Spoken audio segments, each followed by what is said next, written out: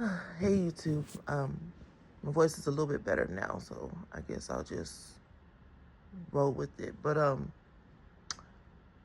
was just thinking that I'm doing better than I thought I would be doing on this little weight loss thing. And I'm gonna pat myself on the back, as Peaches would say. Love Peach McIntyre. Um, that's a real hustler right there. I love her spirit, her money making spirit. I love making money myself. But anyway, yeah, my new plan is I can pretty much carbo load um, on one day, and then the next day I eat nothing but soups and warm tea. That's it. The reason why I have to quote unquote carbo load is because I have to work. On the days that I work is when I eat carbs because I need that energy. Or if I don't eat any carbs, I eat a whole bunch of protein so I can have a lot of energy and keep going with my job. But I've decided that I will only work every other day. I have to give myself that rest. I must have rest, or else my body starts acting weird. Everybody is not the same. I'm not one of those people that can just go and go and go and go and go. I can't do that. I have to rest. So if I worked all day from like 8 a.m. to say 8 p.m. on Monday, I need Tuesday off. I can't work from 8 a.m. to 8 p.m. on Monday and then go back on Tuesday and work 8 a.m. to 8 p.m. And I can't do that. I cannot do that. And that's why I hate 9-to-5 jobs. I don't like working 5 consecutive days because it wears me out. It's just not something that I can do. My body will start literally revolting against me. And that's what happened at my last job. I physically got ill because I was just waking up early in the morning every day, no matter what, getting myself ready, doing this, doing that, and my body was in shambles. I was eating snacks like crazy because I was stressed, just trying to make it through the day, so to speak. And the problem was I couldn't eat the stuff that I needed to eat, like the warm fluids and stuff like that, even with a cold, because it makes you go to the bathroom. And at my last job, you could not go to the bathroom. They would monitor how many times you went to the bathroom. I am so glad I am away from that, especially somebody who has IBS-C. I was in agony, okay? They were torturing me, literally, because I would need to go to the bathroom so bad, and they would tell me I couldn't go, or they would tell me I went too much, or something like that. It's insane. But you know what's so funny, though?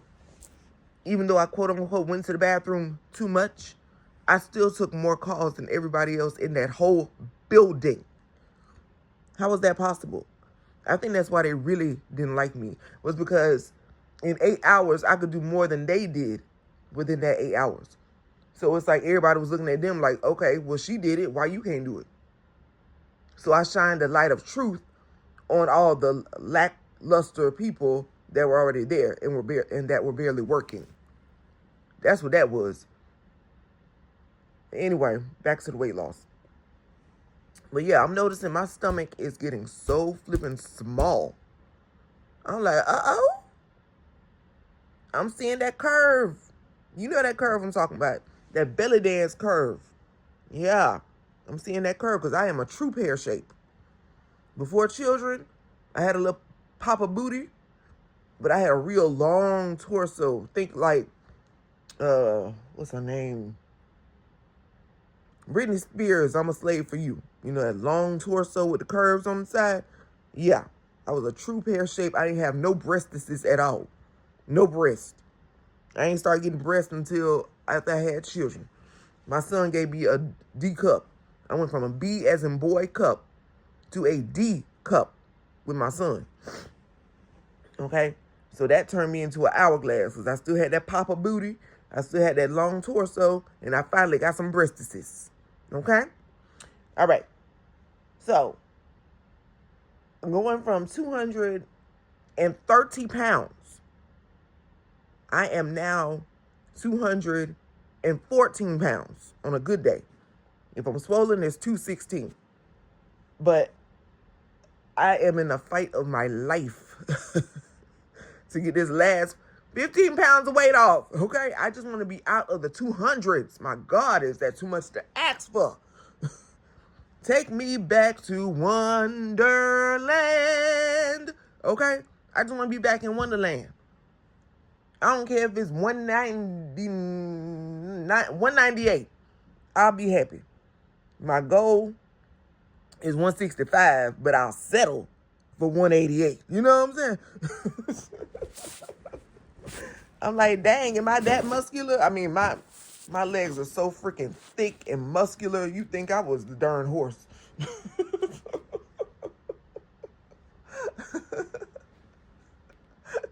But yeah, they real big and thick. Real big and thick.